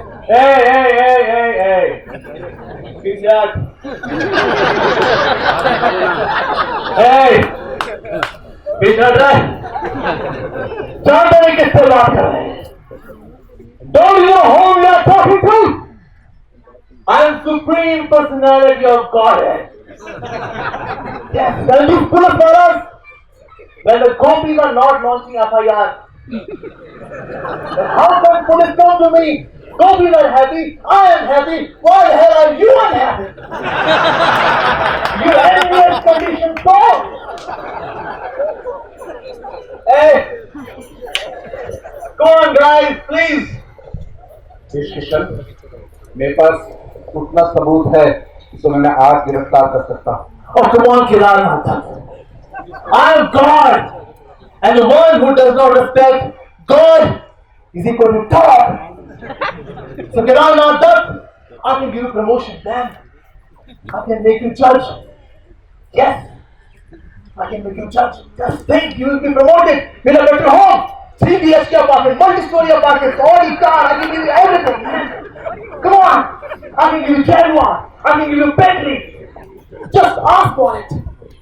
Come on. Don't be an atheist. Those who are foolish, those who are lost in the mankind, they cannot understand my glories because Yoga Mahasamadata. I have found myself in my internal potency, and that's why you are not able to understand my true glory, Kedarnath, you cutie pie. तुम्हारी बातें सुनकर मुझे विश्वास हो कि तुम झूठ हो। भगवान तुम नहीं, भगवान जगन्नाथ जगन्नाथ दारू भ्रम है, वो परम पुरुषोत्तम भगवान, वो पुरुषोत्तम। अरे दारू ब्रह्म, अरे तुम दारू भी खाए हो। अरे वो तो एक लकड़ी का टुकड़ा है। That's just a log of wood, man. Here is living God. What's wrong with you? अब तक तो मैं डिस्ट्रिक्ट मजिस्ट्रेट बन के आया, आहा, भगवान। लेकिन अब मैं वैष्णव बन के बोल रहा हूँ। तुम अब उन जगन्नाथ जी की निंदा कर रहे हो। तुम एक बद जीव हो, तीनों गुणों में, तमो गुण के अंदर तुम। अरे मैं और तुम्हारी नहीं हूँ, तुम तुलना- बुद्धू जीव हो। बस बहुत हुआ, पकड़ लो इसको। Hey, hey, hey! जय काली, तथा शिवाली, शिवाचंद्राय, कविहारी। Hey, नहीं, नहीं, नहीं! और कोई पकड़ लो। और एक और, मुंह बंद करो इसका, मुंह बंद कर दो इसका, करो पकड़ो उसको, इतना के ले जाओ इसको। आप बोलो जगन्नाथ भगवान थे।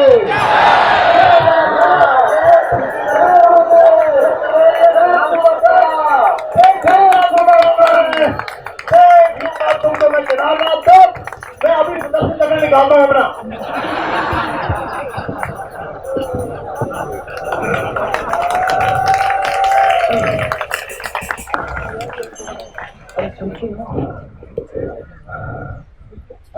कुछ अजीब सा छाती में दर्द हो रहा, सर भी चकरा सा रहा, ना जाने क्या हो रहा। आज तो कोर्ट जाना बहुत ही आवश्यक है। आज उस विष्णु किशन को मुझे सजा सुनानी है, लेकिन कुछ शक्ति नहीं आ रही, बुखार सा भी हो रहा, न जाने क्या हो रहा है, बाहर न जाने परीक्षा ले रहा। मैं तो उनके लिए सेवा कर रहा हूँ, लेकिन सुनती हूँ चाहे मैं मर भी क्यों ना जाऊं, लेकिन उस ढोंगी, उस दुष्ट विष किशन को सजा सुना के ही मरूंगा। चाहे 4 लोग मुझे पालकी में ले जाना पड़े, लेकिन आज इसको सजा जरूर सुनाऊंगा। जब तक ऐसे ढोंगी उनका पर्दाफाश नहीं होगा, लोग समझ नहीं पाएंगे परम पुरुषोत्तम भगवान कौन है, प्रामाणिक व्यक्ति कौन है, प्रामाणिक भक्त कौन है, सहज्य कौन है, भक्ति क्या है, शुद्ध भक्ति क्या है, भगवत धाम क्या है, और उसको जानने का रास्ता क्या है। सुनती हो, बुलाओ किसी को। आज शायद उनके कंधों पर मुझे जाना पड़े, लेकिन उस विष्णु किशन को मैं जाने नहीं दूंगा। बुलाओ किसी को, बुलाओ किसी को, बुलाओ किसी को।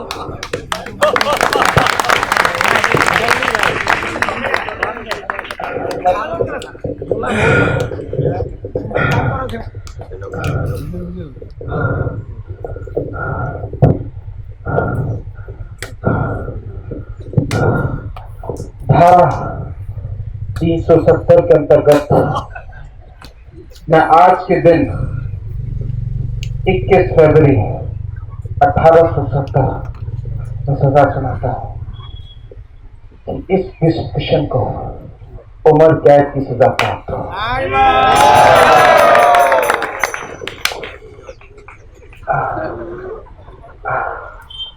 So Kedarnath,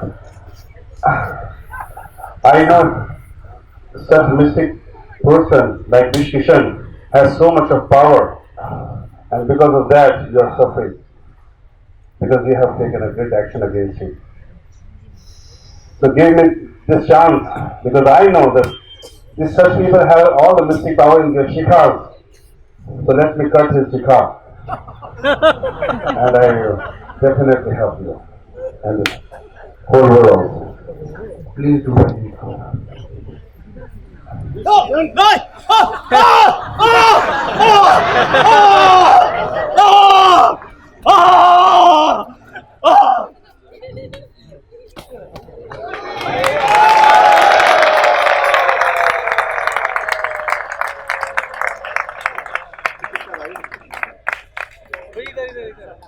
बोल ही दो।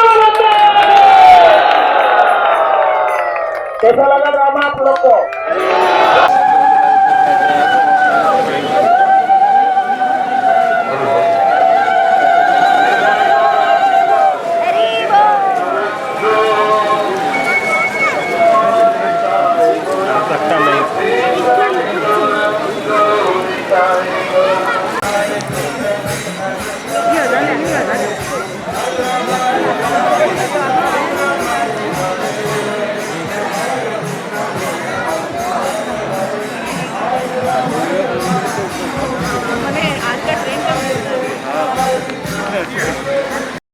Hare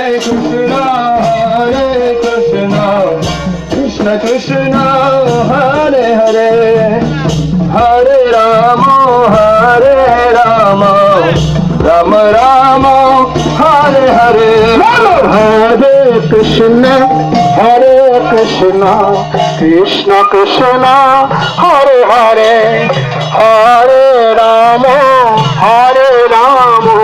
Rama Rama, Hare Hare, Hare Krishna, Krishna Krishna, Hare Hare, Hare Rama, Rama Rama, Hare Hare, Hare Krishna, Krishna Krishna, Hare Hare, Hare Rama, Rama Rama, Hare Hare,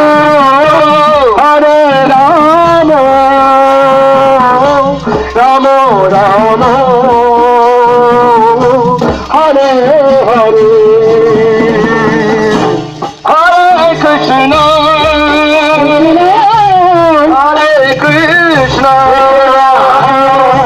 Krishna Krishna, Hare Hare,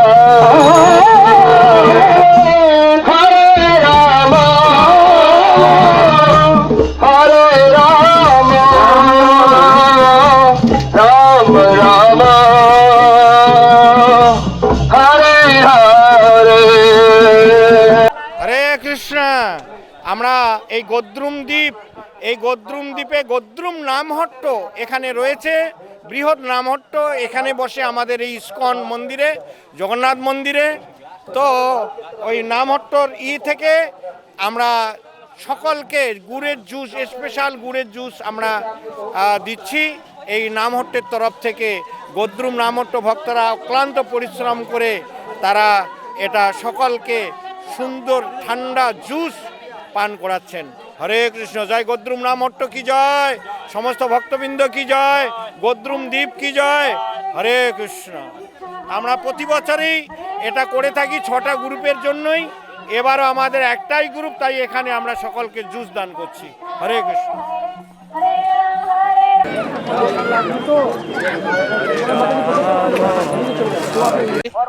হরে কৃষ্ণ, দণ্ডবত প্রণাম। আজকে আমাদের দ্বিতীয় দিনের পরিক্রমা। আমরা প্রথমে গিয়েছিলাম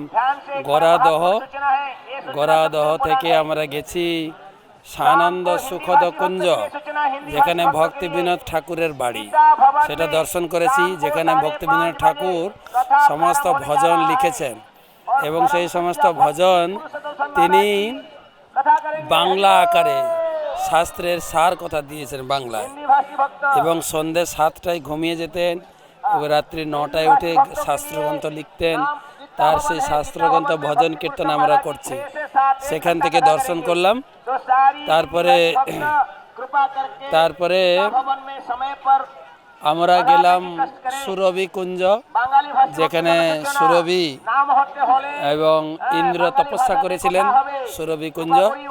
সেখান থেকে সুরভি কুঞ্জ থেকে আমরা এসেছি শিবানন্দ সেনের বাড়ি।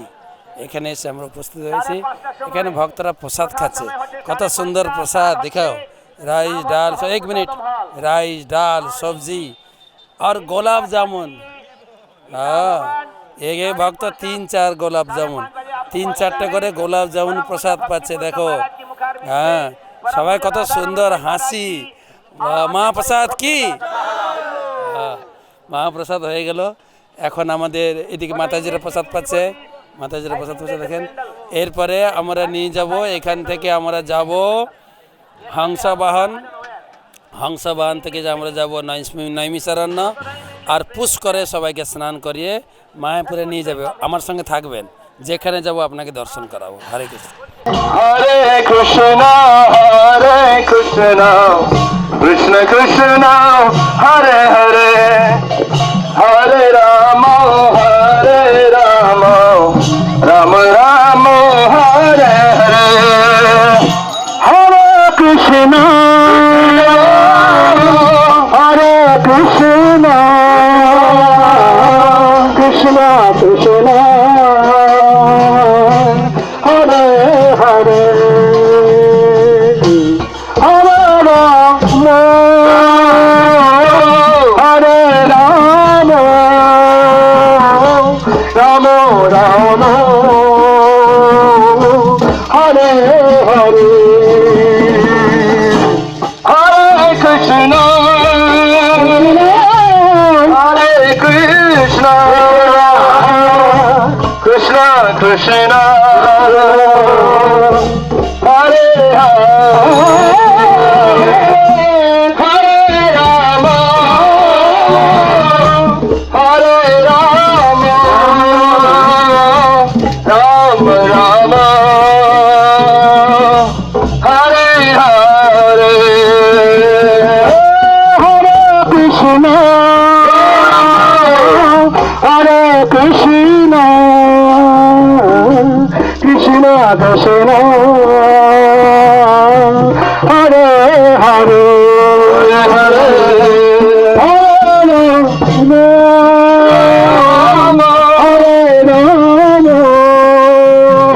Hare Rama, Hare Rama, Rama Rama, Hare Hare, Hare Krishna,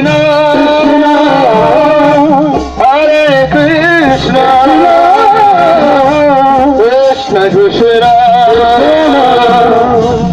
Hare, Hare Rama, Hare Rama, Rama Rama, Hare Krishna, Krishna Krishna, Hare Hare, Hare Rama, Rama Rama, Hare Hare,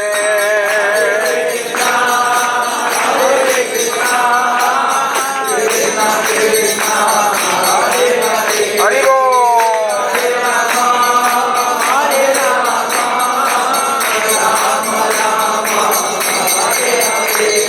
Hare Krishna, Hare Krishna, Krishna Krishna, Hare Hare. একবার নৈমিষারণ্য এই নবদ্বীপ ধামে সুত গোস্বামী এসেছিলেন, এবং এখানে এই জায়গায় হাজার হাজার মুনি ঋষি আমাদের ব্রহ্মাণ্ডের বিভিন্ন জায়গা থেকে, জনলোক, তপলোক, মহালোক, ব্রহ্মলোক, সব জায়গা থেকে লোক আসছিলেন এখানে ভাগবত কথা শোনার জন্য। ভাগবত কথাকার হচ্ছেন সুত গোস্বামী, আর সব জায়গা থেকে লোক আসছিলেন। এবারে আমাদের প্রচারক হচ্ছে মিডিয়া হচ্ছে নারদ মুনি, সব জায়গায় খবর দিয়েছেন। একজন বড় শ্রোতা হচ্ছেন শিবজি আসতে শুরু করলেন। ওখান থেকে আসছেন শিবজি কোথা থেকে আসছেন? কৈলাস থেকে। এখন কৈলাস তো অনেক দূর, ব্রহ্মলোকের থেকেও দূর। ওখান থেকে আসছেন, আর ওনার মার্সিডিজ গাড়ি নিয়ে আসছেন। ওনার গাড়ি হচ্ছে নন্দী, ওই 1 নম্বর গিয়ারে চলে, গিয়ার আর ওঠে না।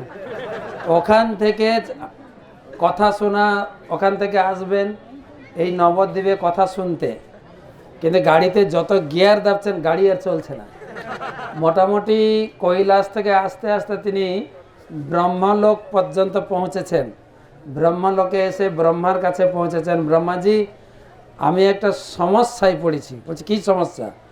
না, নবদ্বীপে গৌর ভাগবত চৈতন্য ভাগবত পাঠ হচ্ছে, পাঠ করছেন সুত গোস্বামী। আমি তাড়াতাড়ি যেতে চাই, ওখানে পাঠ শুরু হয়ে গেছে, তা আমাকে যেতে হবে, কিন্তু আমার গাড়ি ফার্স্ট গিয়ার ছাড়া চলছে না। তো এর সমাধান কি হবে? আমি তাড়াতাড়ি যেতে চাই। তখন ব্রহ্মাজি তার নিজের গাড়ি শিবজিকে দিয়েছিলেন। ব্রহ্মার গাড়ি হচ্ছে হংস, তাই হংসের পিঠে চড়ে এখানে এসছিলেন। আর এসে দেখেন ভাগবত কথা শুরু হয়ে গেছে, আর সে হংসের পিঠে থেকে নামেননি, ওই গাড়িতে বসেই ভাগবত কথা শুনতে থাকলেন। আর ভাগবত কথা শুনতে শুনতে বিভোর হয়ে গেলেন, আর শুনতে শুনতে ভাগবত কথার ভাগবত প্রেমে মূর্ছিত হয়ে সেই হাঁসের উপরেই ধ্যানস্থ হয়ে পড়ে গেছেন। তো এখনও সেই শিব রয়েছেন হাঁসের উপরে বসে।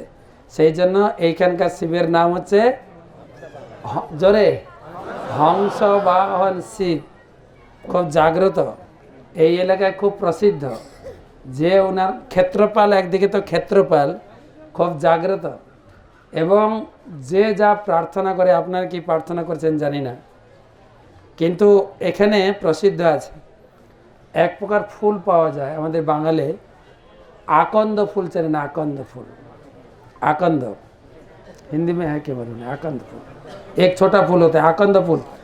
ওই আকন্দ ফুল দিয়ে ওনাকে পুষ্পাঞ্জলি দিয়ে ওনার উপরে অভিষেক করতে হয়, দিয়ে আপনি প্রার্থনা করবেন। যদি আপনার মনের বাসনা শিবজি অনুমোদন করে, সেই ফুলটা ফুটে যাবে। এখনও প্রসিদ্ধ। এখানে মেলা বসে, চড়ক মেলা, চৈত্র মাসে, আষাঢ় মাসে। একবার সেই সময় জয়পতাকা স্বামী গুরু মহারাজ চৈত্র মাসের সময় অনেক ভক্ত নিয়ে এসেছিলেন এই হংসবাহন শিব দর্শন করতে। অনেক বিদেশি দেশি ভক্ত ভক্ত নিয়ে এসছে দর্শন করার জন্য। শিবজিকে দর্শন করেছেন, তারপর অভিষেক করেছেন। এবারে ওই আকন্দ ফুল দিয়ে প্রার্থনা করেছেন। কি প্রার্থনা করেছেন? কিছুক্ষণ পরে প্রার্থনা করে শিবজিকে প্রণাম করেছেন, আর সে ফুলটা ফুট করে ফুলে গেছে। তাহলে শিবজি জয়পতাকা স্বামী মহারাজের অনুমোদন গ্র্যান্ট করেছেন। দ্বিতীয়বার একটা ফুল চড়িয়েছেন, ফুল চড়িয়ে আবার অভিষেক করেছেন, প্রণাম করেছেন, দ্বিতীয় ফুলটাও ফুটে গেছে। তো যখন মহারাজ বাইরে এসছেন, সবাই গ্রামবাসী বা অন্যান্যরা জিজ্ঞেস করছেন যে আপনি শিবজির কাছে কি প্রার্থনা করলেন? শিবজি আপনার প্রার্থনা অনুমোদন করেছেন? তো মহারাজ বললেন, আমার প্রথম প্রার্থনা ছিল, আমাদের বেশি করে এই বেঙ্গল, বাংলাদেশ, পশ্চিমবঙ্গে অনেক লোক বলে ইস্কন যে গুরু পরম্পরা ধারা, এ ঠিক নয়, এ একটা সহজিয়া। অনেক গড়িয়া মঠের লোকেরাও বলে, অনেক লোক বলে। তো শিবজি, আপনি হচ্ছেন মহাজন, শিবজি মহাজন না, দ্বাদশ মহাজন, ব্রহ্মা, শিব, নারদ, এই দ্বাদশ মহাজন। তো আপনি হচ্ছেন মহাজন, আপনি বলুন আমাদের এই বৈষ্ণব পরম্পরা ঠিক আছে কিনা? শিবজি বলেন, ফুলটা ফুটে গেছে, একদম সঠিক। আর দ্বিতীয় যে প্রার্থনা ছিল পরে বলবো, এখন থাক। ধন্যবাদ সকলকে। এই হচ্ছে হংসবাহন শিব। এখানে এসেছিলেন নৈমিষারণ্যে ভাগবত কথা শুনতে। তা আমরা এসছি, আমরা সেই নৈমিষারণ তীর্থে শিবের কাছে প্রার্থনা করব, যাতে আমরা ভাগবতমে শ্রবণের প্রতি রতি জন্মায়, ভালো করে ভাগবত শ্রবণ করতে পারি। আর এই ভাগবত শ্রবণ করতে হবে ভক্ত সঙ্গে। কপিল দেব বলছেন, শতং প্রসঙ্গাত মম বীর্য সংবেদ ভবন্তি হিতকরণ রসায়না কথা। তো কপিল দেব বলছেন, হে মাতা, আপনি সাধুর কাছে যাবেন, সাধুর কাছে গিয়ে ভাগবত কথা শ্রবণ করবেন। ভবন্তি হিতকরণ রসায়ন, তখন হৃদয় এবং কর্ণ রসে ভরে যাবে। তজ্জসনাদ আসু অপবর্গ বর্তমানি। এই হরিকথা শ্রবণ করতে করতে হৃদয়ে যত অপবর্গ, যত কাচড়া আছে, গন্ধ আছে, সব বেরিয়ে যাবে। আমাদের ভিতরে কাচড়া আছে কি নেই? ভিতরে गंदा है क्या अंदर? है? कैसे मालूम पड़ेगा गंदा है अंदर? कैसे मालूम पड़ेगा? खाते हैं अच्छा चीज, निकालते दुर्गंधा। ये अंदर से गंदा है सर। गंदा है कि नहीं अंदर? गंदा कहाँ से निकलता है? शरीर से ना। তো যত কিছু আছে এই অনর্থ দূর হয়ে যাবে। শ্রদ্ধা রতির ভক্তি অনুক্রমিষ্যতি, ধীরে ধীরে। কিন্তু সাধুর কাছে গিয়ে কথা শুনতে হবে, কেবল ভাগবত পড়লে হবে না, সাধুর কাছ থেকে। জয়পতাকা মহারাজ বলছেন, উনি বলছেন যে বন্দুক আছে না, বন্দুক আর বন্দুকের গুলি বাজারে বিক্রি হয়, কিন্তু হাতে যদি গুলিগুলো হাতে নাড়ানাড়ি করেন আপনার ভয় লাগবে না, কিন্তু বন্দুকের গুলি যখন রাইফেলে সেট করে আপনাকে দেখানো হবে আপনি ভয় পাবেন কি না? ভয় পাবেন, হ্যাঁ কি না? ঠিক সেই রকম ভাগবতমের কথা, শাস্ত্রের নির্দেশ আমরা নিজে পড়লে ততটা আমাদের হৃদয় পরিবর্তন হবে না। সাধুর মুখ থেকে যখন উচ্চারিত হবে সেই কথা অত্যন্ত শক্তিশালী হবে, সেই কথার দ্বারা আমাদের জীবন পরিবর্তন হবে। সেই হচ্ছে নবদ্বীপ ক্ষেত্রে এই ক্ষেত্র, যেখানে চৈতন্য ভাগবত বা গৌর ভাগবত পাঠ হয়েছিল। এই ক্ষেত্রে আমরা সেই গৌরাঙ্গ মহাপ্রভু লীলাস্থলী আমরা ভ্রমণ করছি। ভক্তবিনোদ ঠাকুর বলেছেন, গৌর আমার যেসব স্থান করিল ভ্রমণ রঙ্গে, সেসব স্থান হেরিব আমি প্রণয় ভাকতার সঙ্গে। গৌরাঙ্গ মহাপ্রভু যেখানে যেখানে ভ্রমণ করেছেন সেখানে সেখানে যাব প্রেমী ভক্তের সঙ্গে। আমরা অত্যন্ত সৌভাগ্যবান, সৌভাগ্যবতী। আমাদের প্রেমী ভক্ত অনেক, আমাদের সিনিয়র, আমাদের শিক্ষাগুরুবৃন্দ রয়েছেন, আমাদের ধাম গুরু আমাদেরকে নিয়ে চলছেন, আমরা দর্শন করছি। ঠিক আছে, নবদ্বীপ ধাম পরিক্রমা কি?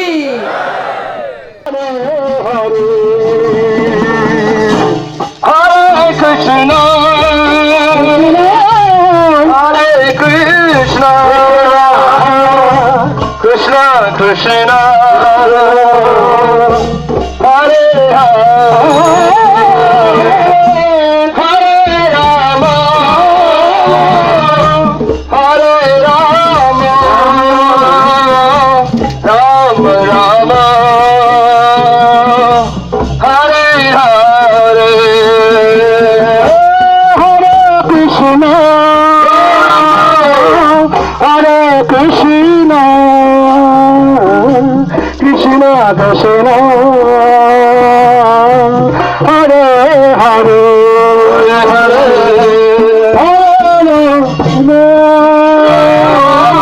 Hare Rama, Rama Rama, Hare Hare, Hare Krishna, Hare Krishna, Krishna Krishna, Hare Hare, Hare Rama, Hare Rama, Rama Rama,